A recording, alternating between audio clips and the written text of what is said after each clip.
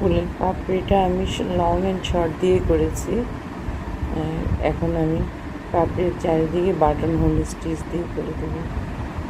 এতে ভাবে কি পাপড়িটা অনেকটা 3D এফেক্ট আসবে, কারণ পাপড়িটা একটু চারিদিকে উঠে উঠে থাকবে, দেখতে ভালো লাগবে। পাপড়ির চারিদিকে একটু উঠানো থাকবে। এইভাবে করলে আমাদের পাপড়িটা অনেক সুন্দর লাগে এবং নেচারাল লাগে। এটা 3D একটা এফেক্ট আসে। এভাবে আপনারা করে দেখবেন অনেক ভালো লাগবে জিনিসটা। তো আমি এটা নিজে থেকেই করছি। আসলে হয় কি, এমব্রয়ডারি করতে করতে নিজের আইডিয়া থেকেও অনেক কিছু করা যায়। আমরা সবসময় এই যেভাবে শিখে আসছি ওভাবে করলে অনেক সময় হয় না, ফুটে না। নিজের মন থেকেও অনেক কিছু করা যায়।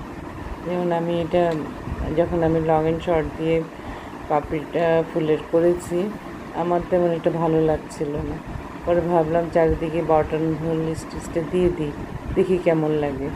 তো বাটন হোল স্টিচটা দেওয়ার পর দেখলাম যে আসলে অনেক ভালো লাগছে দেখতে। আপনারা এইভাবে করতে পারেন, করলে দেখবেন অনেক ভালো লাগবে, অনেক সুন্দর লাগবে জিনিসটা।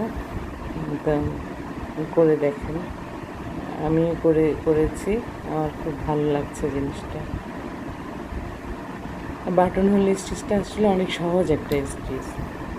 দেখেন, এটা হল কি, যে আমাদের দেশে প্রচলিত ভাষায় এটাকে বোতাম ফোর বলে। বোতামের ঘর করার জন্য যে স্টিচটা ইউজ করা হয় আর কি। হ্যাঁ, পরবর্তীতে আমরা এটা দিয়ে ফুল তৈরি করছি, বিভিন্ন ডিজাইন তৈরি করছি এই আর কি। তো আসলে ভালো হয় জিনিসটা, অনেক সুন্দর লাগে দেখতে। বিভিন্ন ইয়েতে এটা এই যে দেখেন